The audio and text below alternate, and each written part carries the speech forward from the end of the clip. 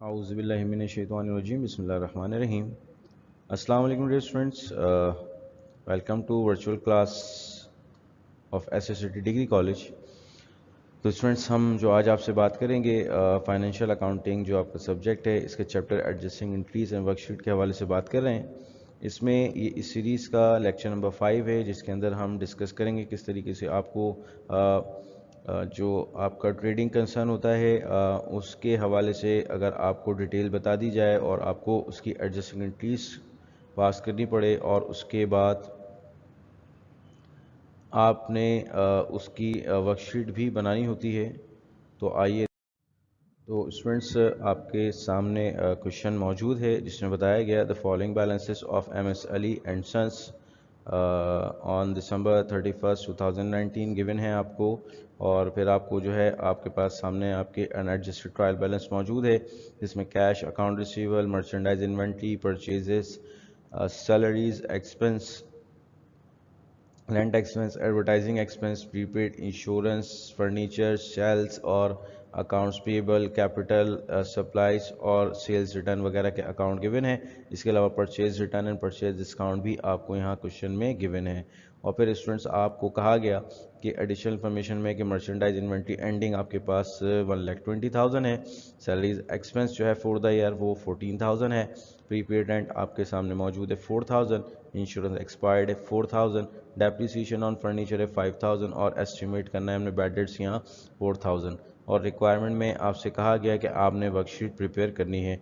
तो स्टूडेंट्स यहाँ हम आपको एक बात बताते चलें, याद रखिएगा हमने जिस वक्त आपके साथ इन्वेंट्री वैल्यूएशन का चैप्टर डिस्कस किया था तो आपको हमने ये सिलसिला बहुत डिटेल में बताया था, ये बात समझाई थी कि चूँकि हम पीरियोडिक सिस्टम को फॉलो कर रहे होते हैं, इसलिए जब भी हम मर्चेंडाइज को ख़रीदते हैं तो उसको अपना एक्सपेंस के तौर पे यानी कि परचेज़ के अकाउंट के तौर पे ही रिकॉर्ड करते हैं। और एजम्पशन ये होती है कि at the end of financial year हम फिज़िकल इन्वेंट्री जब लेंगे तो उस वक्त जो भी इन्वेंट्री ऑन हैंड होगी हमारे पास मौजूद होगी वो हमारा सिर्फ एसेट कंसीडर किया जाएगा।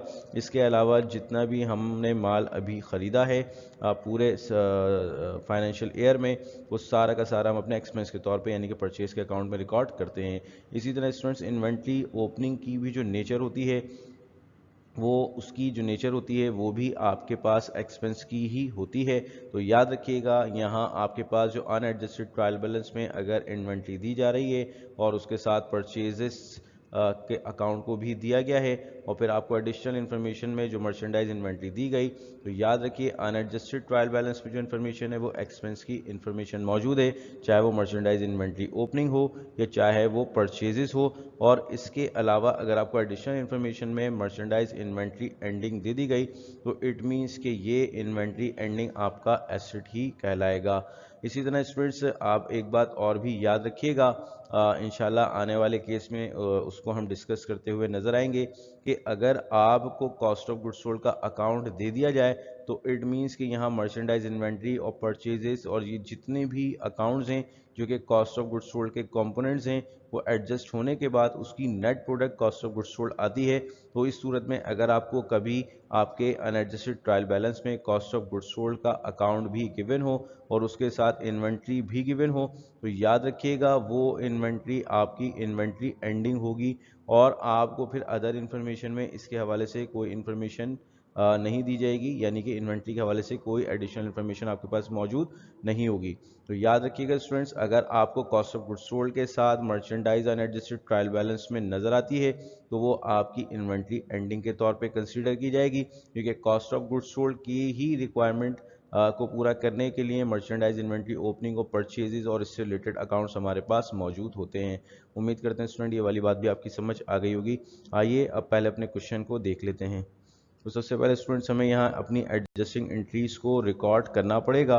तो इसके लिए हमने आपको पहले भी बताया कि इस सूरत हाल में आपने क्वेश्चन की स्क्रीनशॉट या स्नैपशॉट अपने सामने ज़रूर रखनी है ताकि बवक्त सॉल्यूशन आपको किसी किस्म की परेशानी का सामना ना करना पड़े।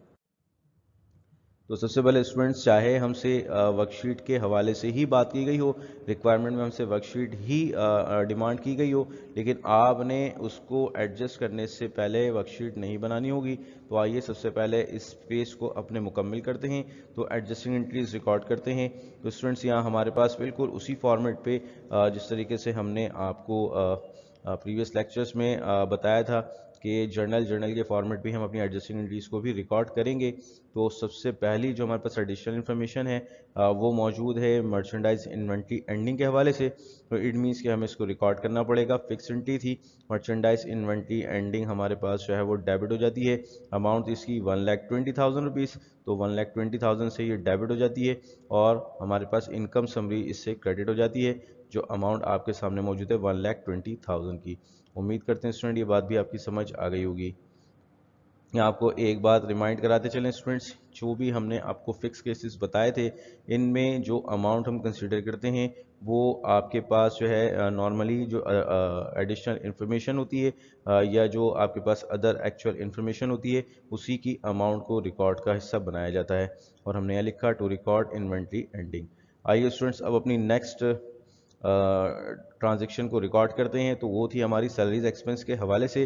तो यहाँ हमें बताया गया एडिशनल इन्फॉर्मेशन जो दी गई कि सैलरीज एक्सपेंस हमारे पास मौजूद है 14,000 की, जबकि हमारे पास जो डेटा अनएडजस्टेड ट्रायल बैलेंस का मौजूद है उसमें सैलरीज एक्सपेंस हमारे पास 6,000 रुपीज़ है। इट मीन्स कि यहाँ सैलरीज एक्सपेंस इजाफे के साथ नज़र आई, तो सैलरीज एक्सपेंस यहाँ डेबिट होती है। 8,000 रुपये से यहाँ इजाफा देखने में आया, क्योंकि 6,000 का एक्सपेंस हमारे रिकॉर्ड का हिस्सा था, लेकिन एक्चुअली वो एक्सपेंस 14,000 था। इसलिए हमें अपने एक्सपेंस को 14,000 पे लाने के लिए 8,000 से अपने एक्सपेंस को इंक्रीज़ करना पड़ेगा। तो एक्सपेंस हमने जैसे ही इंक्रीज़ किया तो सैलरीज एक्सपेंस डेबिट साइड में रिकॉर्ड की गई 8,000 रुपीज़ से, और सैलरीज पेबल चूँकि अभी इसकी पेमेंट होना बाकी है तो इसको हमने लाइबिलिटी के तौर पर अपने पास रिकॉर्ड किया 8,000 रुपीज़ से। या स्टूडेंट्स, दोबारा आपको रिमाइंड कराते चलें कि यहाँ हमने अपने प्रीपेड अकाउंट को कम क्यों नहीं किया। उसकी रीज़न हमने आपको बताई कि अगर प्रीपेड अकाउंट हमारे पास पहले से मौजूद होता तो हम उसको कम कर सकते थे, लेकिन इन दैट केस कि अगर आपके पास प्रीपेड अकाउंट मौजूद नहीं है तो अंडरस्टूड है कि आपने फिर जो अकाउंट मौजूद नहीं है उसको जनरेट करना पड़ेगा। तो जनरेट होने वाला अकाउंट जो है वो आपके पास सैलरीज पेएबल है। उम्मीद करते हैं स्टूडेंट ये बात भी आपकी समझ आ गई होगी। आइए स्टूडेंट्स, और अब अपनी थर्ड एंट्री की बात कर लेते हैं, तो जिसमें हमारे पास था प्रीपेड रेंट। तो प्रीपेड रेंट हमारे पास 4,000 एडिशनल इन्फॉर्मेशन में मौजूद था, जबकि प्रीपेड रेंट जबकि रेंट से रिलेटेड जो अकाउंट हमारे पास मौजूद है वो एक्सपेंस का अकाउंट मौजूद है 14,000 रुपीज़ से। तो इट मीन्स कि अनएडजस्टेड ट्रायल बैलेंस में रेंट एक्सपेंस जो है हमारे पास 14,000 रुपीज़ है, लेकिन बता दिया गया कि आउट ऑफ 14,000 रुपीज़ 4,000 स्टिल अभी मौजूद है, ऑन हैंड है, प्रीपेड है। तो इस सूरत में स्टूडेंट्स हम जो एंट्री रिकॉर्ड करेंगे उसमें हम अपने प्रीपेड रेंट को डेबिट करेंगे, और ये अमाउंट जो आएगी वो 4,000 ही आएगी, क्योंकि ये हमारे रिकॉर्ड का हिस्सा नहीं थी, तो इसलिए 4,000 से हमने इसको रिकॉर्ड किया।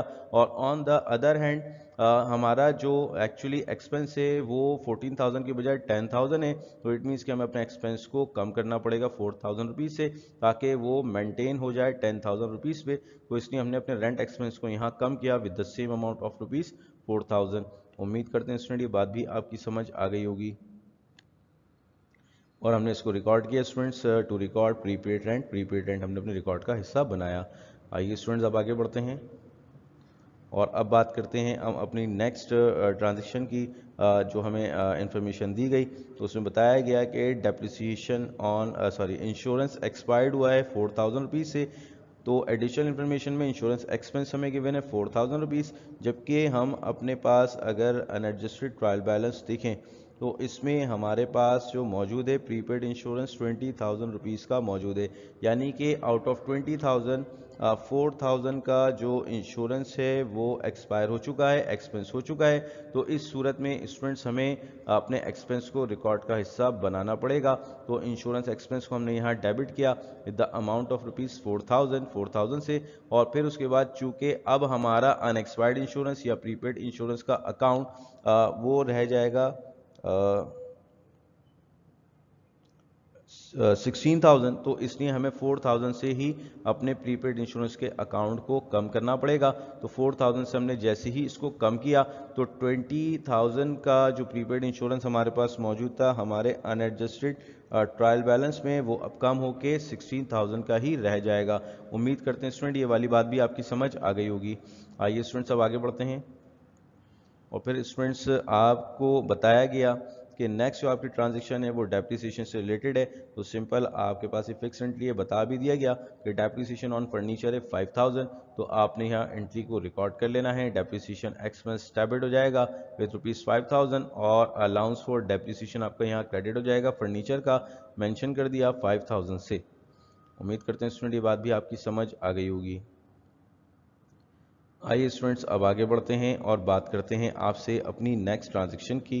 तो इसमें आपको बताया गया कि आपने एस्टिमेट करा है बेड रेट्स 4,000 रुपीज़। तो याद रखिए स्टूडेंट्स अभी तक हमें बताया गया था अलाउंस ऑफ बेड रेट्स के हवाले से कि हमें अपना अलाउंस ऑफ बेड रेट्स जो मेंटेन करना होता था, तो हमने अपनी प्रीवियस लेक्चर्स में उसी चीज़ को एडजस्ट करते हुए अपने बेड रेट एक्सपेंस की एंट्री को रिकॉर्ड किया था। जबकि यहाँ इस केस में ऐसा कुछ भी नहीं है। यहाँ सिंपली आपको बता दिया गया कि आपने अपने बेड रेट्स को मेंटेन करना है, यानी कि बेड रेट्स आपने रिकॉर्ड करना है 4,000 से। तो यहाँ आप देख लें कि आपके पास यहाँ बेड रेट्स 4,000 से ही मौजूद हैं, तो आप इसकी सिंपल एंट्री रिकॉर्ड करेंगे कि बेड रेट एक्सपेंस आपका स्टूडेंट्स यहाँ डेबिट हो जाएगा और allowance for bed rate students आपका क्रेडिट हो जाएगा विद द अमाउंट ऑफ ₹4,000। उम्मीद करते हैं स्टूडेंट ये वाली बात भी आपकी समझ आ गई होगी। आइए अब अपनी वर्कशीट की तरफ चलते हैं। मैं आपसे ये रिक्वेस्ट करूंगा कि आप स्टूडेंट्स इस स्लाइड का स्क्रीनशॉट ज़रूर अपने सामने रखें ताकि बवक्त ज़रूरत यानी कि वर्कशीट बनाते वक्त जब हम इनकी पोस्टिंग करेंगे तो उस वक्त तमाम चीज़ें आपके सामने मौजूद हों। तो स्टूडेंट्स आइए अब वर्कशीट को शुरू करते हैं। सबसे पहले कंपनी का नाम और उसके बाद बना क्या रहे हैं हम लोग, वर्कशीट बना रहे हैं तो वर्कशीट की हेडिंग आई। और फिर उसके बाद जिस पीरियड के लिए बना रहे हैं तो for the period ended December 31, 2019 की बात हो रही है, तो 19 की बात कर ली गई। तो MS early and sons worksheet for the period ended December 31, 2019। तो स्टूडेंट्स उसी तरीके से हमने यहाँ अपनी शीट बनाई। ये 10 कॉलम वर्कशीट्स हैं। तो 10 कॉलम वर्कशीट में आप देख सकते हैं कि सबसे पहले सीरियल नंबर का अकाउंट आपके पास कॉलम आ गया, फिर नेम ऑफ अकाउंट्स आ गए, unadjusted trial balance sheet debit and credit side आ गई, एडजस्टमेंट आ गई आपके पास डेबिट एंड क्रेडिट साइड, फिर एडजस्टेड ट्रायल बैलेंस की डेबिट एंड क्रेडिट साइड। इसके बाद स्टूडेंट्स आपके पास income statement debit and credit side आ गई, और फिर स्टूडेंट्स आपके पास बैलेंस शीट की डेबिट और क्रेडिट साइड आ गई। तो इस तरीके से स्टूडेंट्स 1, 2, 3, 4 एंड 5 कॉलम्स के जो मेजर कॉलम्स हैं इनके सब कॉलम्स 2 हैं। तो इस तरह ये 10 कॉलम वर्कशीट्स हो जाती है। आइए स्टूडेंट्स अब सबसे पहले हमने आपको जैसा कि बताया कि आप सबसे पहले जो आपकी अनएडजस्टेड ट्रायल बैलेंस है उसको एज इट इज़ कॉपी करेंगे। तो आपने ये सिलसिला शुरू किया तो आपके पास कैश मौजूद था 10,000 रुपीज़ का। इसी तरीके से स्टूडेंट्स आपके पास अकाउंट रिसीवेबल मौजूद था 50,000। फिर इन्वेंट्री ओपनिंग यहाँ हमने मेंशन भी कर दिया 80,000 रुपीज़ थी। फिर आपके पास परचेजेस थे 3 लाख। फिर सैलरीज एक्सपेंस स्टूडेंट्स आपके पास यहाँ मौजूद था 6,000 का। फिर रेंट एक्सपेंस मौजूद था, एडवर्टाइजिंग एक्सपेंस मौजूद था 10,000।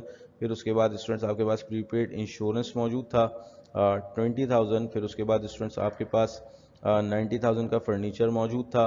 फिर स्टूडेंट्स आपके पास सेल्स की अमाउंट मौजूद थी 4,20,000। याद रखिए, देखें हमने प्रीवियस जो अपनी प्रॉब्लम को डिस्कस किया था आपके साथ सर्विस कंसर्न के हवाले से बात की थी। तो उस सर्विस कंसर्न में आपने देखा था वहाँ सेल्स की बात नहीं की गई थी, ना ही आपके पास इन्वेंट्री और परचेजेस जैसे अकाउंट मौजूद थे। तो इस तरह ये ट्रेडिंग कंसर्न की वर्कशीट्स आपके सामने मौजूद हैं। आइए स्टूडेंट अब आगे बढ़ते हैं। अकाउंट्स पेबल आपके सामने मौजूद है स्टूडेंट, वो 50,000 आपके पास मौजूद था। कैपिटल का जो अकाउंट था आपके पास वो मौजूद है आपके पास 1,16,000। इसके बाद स्टूडेंट्स आपके पास जो है वो सप्लाइज का अकाउंट मौजूद है 6,000। फिर आपके पास सेल्स डिस्काउंट मौजूद है 5,000। फिर स्टूडेंट्स आपके पास मौजूद है परचेज रिटर्न 3,000। और उसके बाद आपके पास परचेज डिस्काउंट मौजूद है 2,000 से। तो इस तरीके से स्टूडेंट्स ये आपके पास पूरी डिटेल आपके सामने मौजूद है आपके अनएडजस्टेड ट्रायल बैलेंस की। और चूँकि ये वर्कशीट थोड़ी सी बड़ी थी इसलिए हमने इसकी जो एडजस्टमेंट वाले फेज़ है उसको नेक्स्ट स्लाइड पे डाल दिया है। तो उम्मीद करते हैं कि अब आपको इस हवाले से कोई परेशानी का सामना नहीं करना पड़ेगा, क्योंकि ऑलरेडी आप इससे पहले वर्कशीट्स बना चुके हैं, तो आपको मालूम है कि हमने इसकी पोस्टिंग किस तरह करनी है। तो आइए स्टूडेंट्स, अब अपने नेक्स्ट फेज़ में अपनी जो हमारी एडजस्टिंग एंट्रीज़ हैं उनको हमने किस तरह रिकॉर्ड का हिस्सा बनाया था, अब उनको अपनी वर्कशीट में 1 बाय 1 पोस्ट करते हैं। तो स्टूडेंट्स आप देख सकते हैं यहाँ कोई भी अकाउंट आपके सामने मौजूद नहीं है, तो आपने करना ये पड़ेगा कि एडजस्टमेंट की जो हेडिंग है आप डालेंगे और उसके अंडर जो अकाउंट्स यहाँ आपके पास अनएडजस्टेड ट्रायल बैलेंस से मौजूद नहीं है उनको आपने अपने रिकॉर्ड का हिस्सा बनाना पड़ेगा। यानी कि एडजस्टमेंट में आपने उन अकाउंट्स को खोलना पड़ेगा और जो अकाउंट्स आपके एडजस्टिंग एंट्रीज में आए हैं वो अकाउंट्स अगर आपके पास अनएडजस्टेड ट्रायल बैलेंस में मौजूद हैं तो उनके सामने ही आपने एडजस्टमेंट के कॉलम में उनकी रिस्पेक्टिव अमाउंट्स को पोस्ट करना होगा। तो स्टूडेंट्स हमारे पास जो सबसे पहली एडजस्टिंग एंट्री थी वो आपके पास थी मर्चेंडाइज इन्वेंट्री की। तो मर्चेंडाइज इन्वेंट्री आपने डेबिट की थी और इनकम समरी को स्टूडेंट्स आपने क्रेडिट किया था, लेकिन चूंकि आप देख सकते हैं यहाँ दोनों ही अकाउंट्स आपके सामने मौजूद नहीं है, तो इस सूरत में आपने इन अकाउंट्स को दोनों ही अकाउंट्स को एडजस्टमेंट के कॉलम में रिकॉर्ड करना पड़ेगा। तो आपने एडजस्टमेंट के कॉलम में एंट्री बनाई होगी मर्चेंडाइज इन्वेंट्री डेबिट और income summary credit in adjustments column. फिर स्टूडेंट्स हम आगे बढ़े और फिर हमारे पास जो सेकंड एंट्री थी वो थी सैलरीज एक्सपेंस और सैलरीज पेएबल। तो इस सूरत में स्टूडेंट्स आप देख सकते हैं यहाँ सैलरीज एक्सपेंस का अकाउंट तो मौजूद है, तो आपने इस ट्रांजेक्शन को रिकॉर्ड किया। सैलरीज एक्सपेंस 8000 रुपीज़ वहाँ डेबिट में रिकॉर्ड हुई थी, तो डेबिट साइड में आपने एडजस्टमेंट पोस्ट किया और इसका जो नेक्स्ट अकाउंट था सैलरीज पेएबल का वो आपने एडजस्टमेंट के कॉलम में जनरेट किया और वहाँ एडजस्टमेंट के कॉलम में क्रेडिट साइड में उसको पोस्ट किया। उम्मीद करते हैं स्टूडेंट ये बात भी आपकी समझ आई होगी। आइए स्टूडेंट्स अब आगे बढ़ते हैं और बात करते हैं अपने नेक्स्ट ट्रांजैक्शन की, तो जिसमें हमने अपने पास अपने प्रीपेड रेंट को रिकॉर्ड किया था, प्रीपेड रेंट डेबिट और रेंट एक्सपेंस क्रेडिट। तो इस सूरत में स्टूडेंट्स आप देख सकते हैं आपके पास रेंट एक्सपेंस यहाँ क्रेडिट है, तो मींस प्रीपेड रेंट का अकाउंट आपने एडजस्टमेंट के कॉलम में खोला होगा और वहाँ प्रीपेड रेंट को आपने डेबिट साइड में एडजस्टमेंट के रिकॉर्ड किया होगा और यहाँ रेंट एक्सपेंस का अकाउंट चूंकि मौजूद है तो रेंट एक्सपेंस क्रेडिट हुआ था एडजस्टिंग एंट्री में, इसलिए यहाँ इसके पैरेलल एडजस्टमेंट के कॉलम में क्रेडिट साइड में आपने इसको भी रिकॉर्ड किया 4000 रुपीज़ से। उम्मीद करते हैं स्टूडेंट ये बात भी आपकी समझ आई होगी। आइए स्टूडेंट्स अब आगे बढ़ते हैं।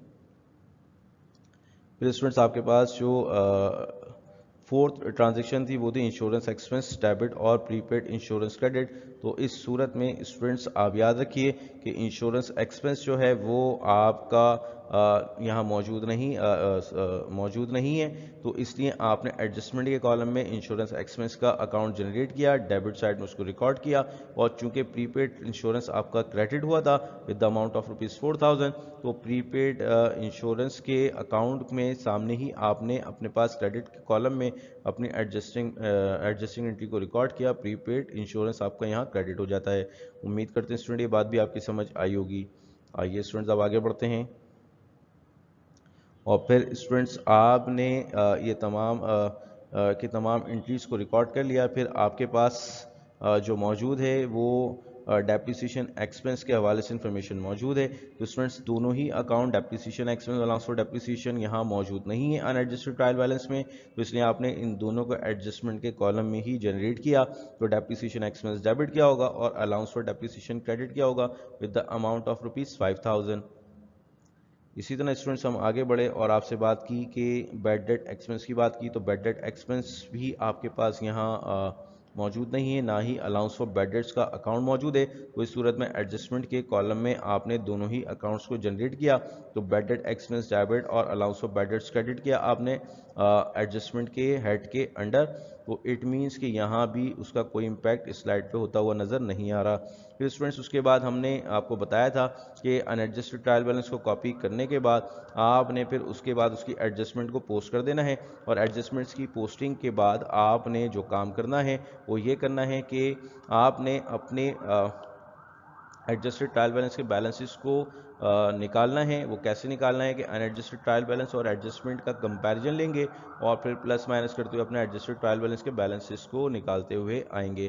तो स्टूडेंट्स यहाँ आपके सामने मौजूद है कि कैश हमारे पास मौजूद है यहाँ 10,000 रुपीज़ का, तो इसमें कोई तब्दीली नहीं है, एज इट इज़ आ गया। इसी तरीके से स्टूडेंट्स आपके पास अकाउंट रिसीवेबल है, इसमें कोई तब्दीली नहीं है, as it is debit side में कॉपी हो गया। इसी तरीके से इन्वेंट्री ओपनिंग आपके पास कोई तब्दीली नहीं है, इसमें ये एज इट इज़ आपके सामने आ गया 80,000 से। और फिर उसके बाद परचेजेस में भी कोई तब्दीली नहीं है, तो 3 लाख से ये भी आपके पास एडजस्टेड ट्रायल बैलेंस के कॉलम में आ गया। इसी तरह स्टूडेंट हम आगे बढ़े और बात की आपसे सैलरीज एक्सपेंस की। तो सैलरीज एक्सपेंस यहाँ स्टूडेंट्स आपके सामने मौजूद है। 6,000 रुपीज़ का डेबिट साइड में था, जबकि 8,000 रुपीज़ भी यहाँ आपके पास डेबिट साइड में है। तो हमने आपको बताया जो दोनों सेम साइड्स होती हैं वो आपस में ऐड होती हैं, तो 6 प्लस 8 ये हो जाता है आपका 14,000। तो इस तरह आपका एडजस्टेड ट्रायल बैलेंस में 14,000 डेबिट साइड पे सैलरीज एक्सपेंस मेंटेन हो गया। इसी तरह रेंट एक्सपेंस की बात करते हैं, तो रेंट एक्सपेंस यहाँ 14,000 डेबिट साइड पे मौजूद है, जबकि एडजस्टिंग एंट्री पास करने की वजह से रेंट एक्सपेंस आपका क्रेडिट साइड में 4,000 रुपीज़ आया था। तो इस तरह स्टूडेंट्स आपने डेबिट के अमाउंट से क्रेडिट की अमाउंट को माइनस करना है। तो 14,000 माइनस 4,000, तो ये आपके पास 10,000 ऑफ डेबिट साइड आ जाता है, क्योंकि डेबिट साइड की अमाउंट बड़ी है। उम्मीद करते हैं ये बात भी आपकी समझ आई होगी। स्टूडेंट इसी तरह एडवर्टाइजिंग एक्सपेंस की बात कर लेते हैं, इसमें कोई तब्दीली नहीं है, तो ये एज इट इज़ आपके सामने एडजस्टेड ट्रायल बैलेंस में कॉपी कर दिया गया डेबिट साइड में। और फिर उसके बाद प्रीपेड इंश्योरेंस की बात कर लेते हैं। स्टूडेंट्स प्रीपेड इंश्योरेंस आपका डेबिट साइड में 20,000 था और एडजस्टमेंट में क्रेडिट साइड में आपके पास 4,000 था। तो जैसे ही आपने 20,000 जो कि डेबिट साइड है उसमें से माइनस किए क्रेडिट साइड के 4,000, तो आपके पास 16,000 की अमाउंट डेबिट साइड में रिकॉर्ड होती हुई नजर आई। इसी तरह स्टूडेंट्स हम आगे बढ़ते हैं और फर्नीचर में कोई तब्दीली नहीं है, तो ये as it is debit side में है, तो डेबिट साइड में ही आ गया। इसी तरीके से स्टूडेंट्स सेल्स की अगर बात करें, तो सेल्स जो है वो हमारा रेवेन्यू अकाउंट है, ये क्रेडिट साइड में मौजूद है, तो इसमें भी कोई तब्दीली नहीं है, तो एज इट इज़ ये क्रेडिट साइड में ही पोस्ट हो गया। इसी तरह स्टूडेंट्स आगे बढ़ें तो अकाउंट्स पेबल की बात कर लेते हैं। तो स्टूडेंट्स यहाँ अकाउंट्स पेबल जो है आपका 50,000 से आपकी क्रेडिट साइड में मौजूद है। कैपिटल आपका 1,16,000 से क्रेडिट साइड में मौजूद है। सप्लाईज आपकी इसमें कोई तब्दीली नहीं है, तो इसका मतलब ये डेबिट साइड में 6,000 से आ गई। सेल्स डिस्काउंट आपका डेबिट साइड में मौजूद है 5,000 से। इसी तरह स्टूडेंट्स बात करें परचेज रिटर्न की, तो परचेज रिटर्न आपका क्रेडिट साइड में मौजूद है 3,000 से और परचेज डिस्काउंट भी आपका 2,000 से यहाँ मौजूद है क्रेडिट साइड में। उम्मीद करते हैं स्टूडेंट ये बात भी आपकी समझ आ गई होगी।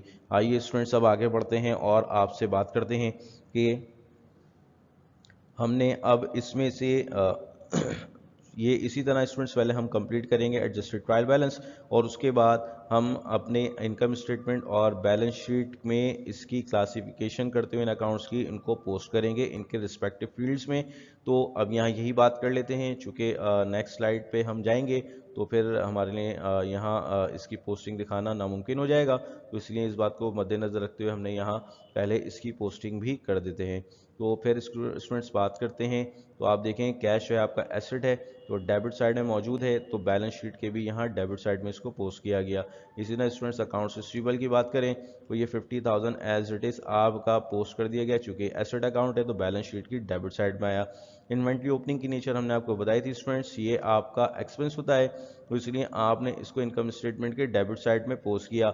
इसी तरह स्टूडेंट्स अगर हम आपसे बात करें परचेजेस की, तो परचेजेस की नेचर भी एक्सपेंस की ही होती है, तो इसलिए आपने इसको भी इनकम स्टेटमेंट के डेबिट साइड में पोस्ट किया। इसी तरह स्टूडेंट्स अब सैलरीज एक्सपेंस की बात कर लेते हैं। जो सैलरीज एक्सपेंस इटसेल्फ एक्सपेंस है, तो इनकम स्टेटमेंट का आइटम है, तो इसको हमने इनकम स्टेटमेंट की डेबिट साइड में पोस्ट कर दिया। याद रखिए स्टूडेंट्स, जो चीज़ें एडजस्टेड ट्रायल बैलेंस में डेबिट में है वो डेबिट साइड में ही रिकॉर्ड की जा रही हैं, चाहे वो बैलेंस शीट हो या इनकम स्टेटमेंट हो। और जो चीज़ें एडजस्टेड ट्रायल बैलेंस में क्रेडिट साइड में रिकॉर्ड होंगी, तो वो तमाम की तमाम चीज़ें चाहे वो इनकम स्टेटमेंट हो या बैलेंस शीट हो, क्रेडिट साइड में ही पोस्ट की जाएंगी। हमने बारहा आपको ये बात रिमाइंड कराई। फिर स्टूडेंट्स आगे बढ़ते हैं और रेंट एक्सपेंस की बात करते हैं। तो रेंट एक्सपेंस स्टूडेंट्स आपका 10,000 एक्सपेंस का अकाउंट है, तो इसने इनकम स्टेटमेंट की डेबिट साइड में पोस्ट किया गया। एडवर्टाइजिंग एक्सपेंस भी आपका एक्सपेंस अकाउंट है, इसीलिए इनकम स्टेटमेंट डेबिट साइड में आया। प्रीपेड इंश्योरेंस आपका एसेट का अकाउंट है, तो इसलिए ये बैलेंस शीट की डेबिट साइड में पोस्ट किया गया। इसी तरह स्टूडेंट्स फर्नीचर की बात कर लेते हैं, तो फर्नीचर भी आपका एसेट अकाउंट, तो इसलिए बैलेंस शीट की डेबिट साइड में पोस्ट किया गया। इसी तरह स्टूडेंट्स अगर आपसे सेल्स की बात की जाए, तो सेल्स आपका रेवेन्यू अकाउंट है, क्रेडिट साइड में मौजूद है, तो रेवेन्यू और एक्सपेंसेस इनकम स्टेटमेंट में पोस्ट किए जाते हैं। तो ये आपका रेवेन्यू अकाउंट है, तो इसलिए आपका ये इनकम स्टेटमेंट की क्रेडिट साइड में पोस्ट किया गया।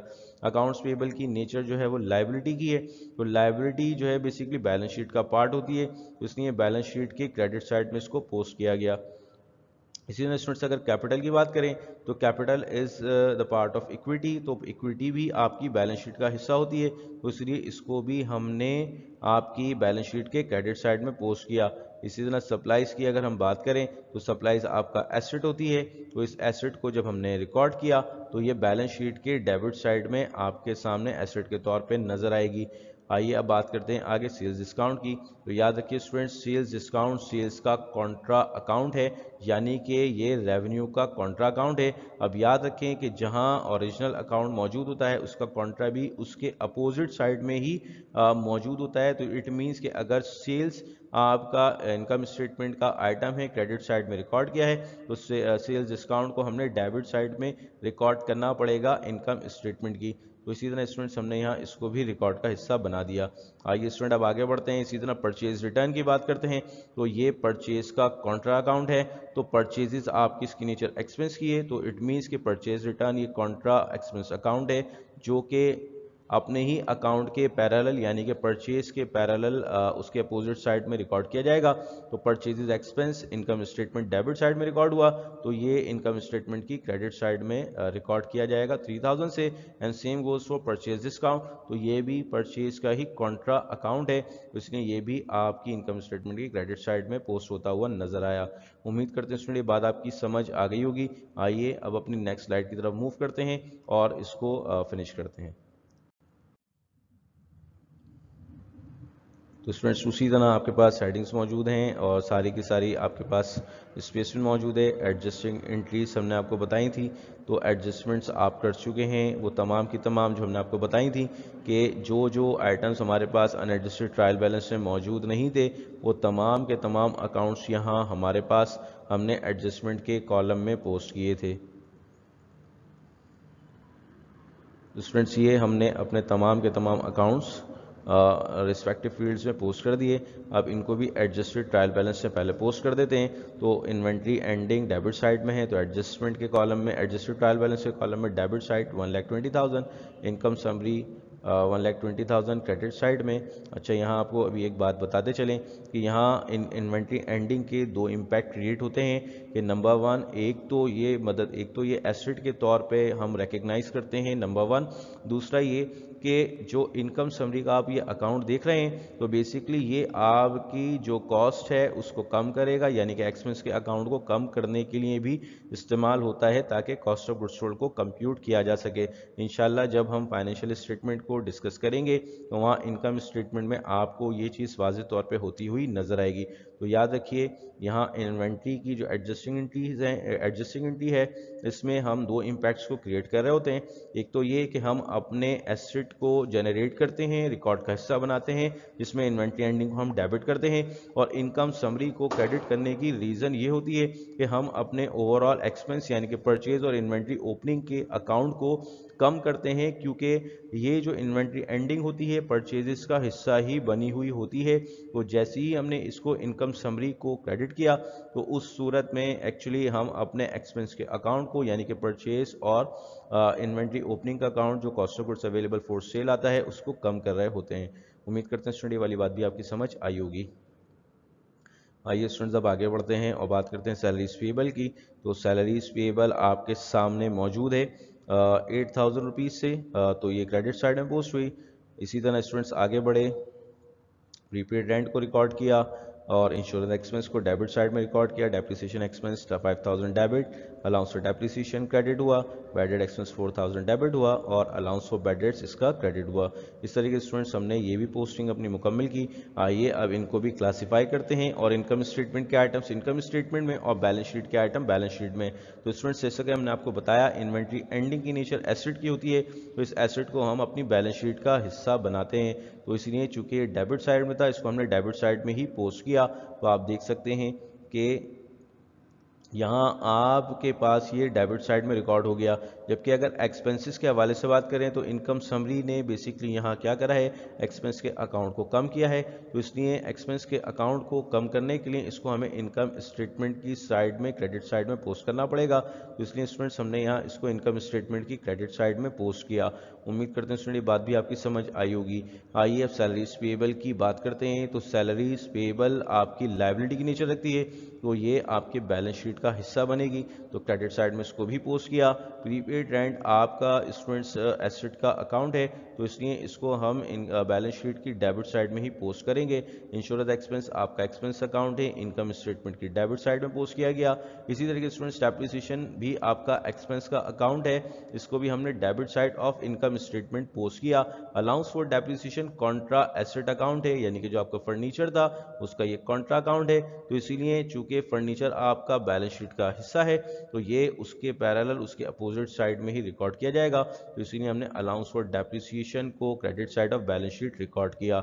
इसी तरह स्टूडेंट्स बैड डेट एक्सपेंस की बात करें तो ये आपका एक्सपेंस अकाउंट है, इसने इसको इनकम स्टेटमेंट की डेबिट साइड में पोस्ट किया। और अलाउंस फॉर बैड डेट्स चूंकि आपका कॉन्ट्रा एसेट अकाउंट है, ये आपके अकाउंट रिसीवेबल के अगेंस्ट जनरेट हुआ। तो इसलिए अकाउंट रिसीवेबल आपका अगर एसेट अकाउंट, तो ये उसका कॉन्ट्रा अकाउंट, तो इसलिए इसको भी हम बैलेंस शीट के क्रेडिट साइड में पोस्ट करेंगे। उम्मीद करते हैं स्टूडेंट ये बातें भी आपकी समझ आ गई होंगी। आइए अब क्विकली अपने टोटल्स निकालते हैं। तो इसी तरीके से स्टूडेंट्स अब जब हमने टोटल निकाला तो हमारे पास अनएडजस्टेड ट्रायल बैलेंस का जो टोटल आया वो 5,91,000 आ गया फॉर बोथ साइड्स। इसी तरह एडजस्टमेंट्स की बात की तो एडजस्टमेंट्स की दोनों साइड्स का 1,45,000 बैलेंस आ गया। इसी तरीके से एडजस्टेड ट्रायल बैलेंस की अगर हम बात करें तो एडजस्टेड ट्रायल बैलेंस का जो बैलेंस है 7,28,000 फॉर बोथ साइड्स आ गया। और फिर इनकम स्टेटमेंट की स्टूडेंट्स जैसी ही हमने बात की तो इनकम स्टेटमेंट हमारे पास एक जो आपके सामने मौजूद है, दोनों साइड में डिफरेंस आया।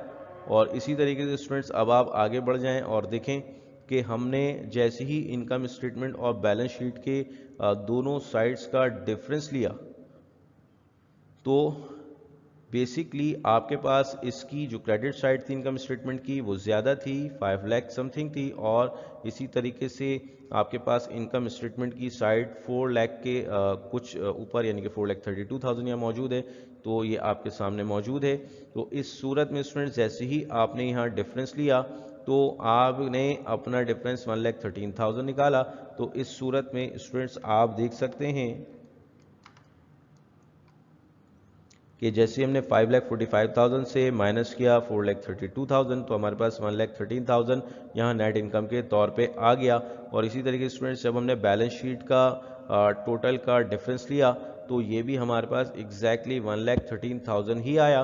और यहाँ हमारे पास एसेट साइड बड़ी है और हमारी इक्विटी साइड यानी क्रेडिट साइड जो है वो छोटी है। तो इस सूरत में स्टूडेंट्स ये इनकम के तौर पे हमारे सामने जो डिफरेंस है वो आ रहा है। और हमने आपको बारहा बताया कि इनकम स्टेटमेंट और बैलेंस शीट के जो डिफरेंसेस होंगे दोनों डेबिट और क्रेडिट साइड्स के, वो इक्वल आएंगे। तो इस सूरत में इनकम या लॉस डिटरमाइन हो जाएगा।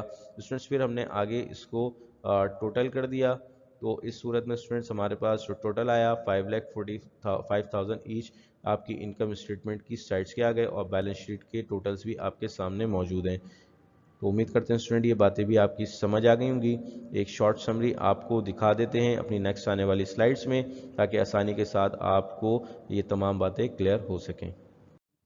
तो स्टूडेंट्स ये हमने एडजस्टिंग एंट्रीज बनाई थी, पैरेलल आपके सामने आपकी स्क्रीन पर मौजूद हैं। और उसके बाद स्टूडेंट्स फिर हमने आपको बताया था कि किस तरीके से हमने इन एडजस्टिंग एंट्रीज को इस तरीके से जो है वो पोस्ट किया। और ये पूरी की पूरी आपकी स्क्रीन पर ये तमाम की तमाम जो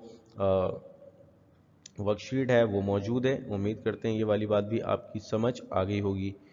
तो आप देख सकते हैं कि हमने इसको बिल्कुल उसी तरह पैरेलल, ये हमारे पास दो स्लाइड्स के ऊपर मौजूद थी जिसको हमने यहाँ आपकी आसानी के लिए कंबाइन किया। तो आप देख सकते हैं कुछ इस तरीके से आपकी ये इस क्वेश्चन की जो वर्कशीट है वो आपको नज़र आएगी। उम्मीद करते हैं स्टूडेंट ये क्वेश्चन आपकी समझ आ गया होगा। अगर इसके हवाले से स्टिल आपको कोई कन्फ्यूजन है, कोई सवालात हैं, तो आप हमसे बिल्कुल पूछ सकते हैं और आपका टाइम अब शुरू होता है। इसके अलावा ये फॉर द नेक्स्ट 48 आवर्स आपके गूगल क्लासरूम पे भी अपलोड कर दिया जाएगा। इसको बार बार देखें, इंशाल्लाह बहुत आसानी के साथ आप इस क्वेश्चन के ऊपर कमांड हासिल कर लेंगे। बहुत शुक्रिया। अस्सलाम वालेकुम।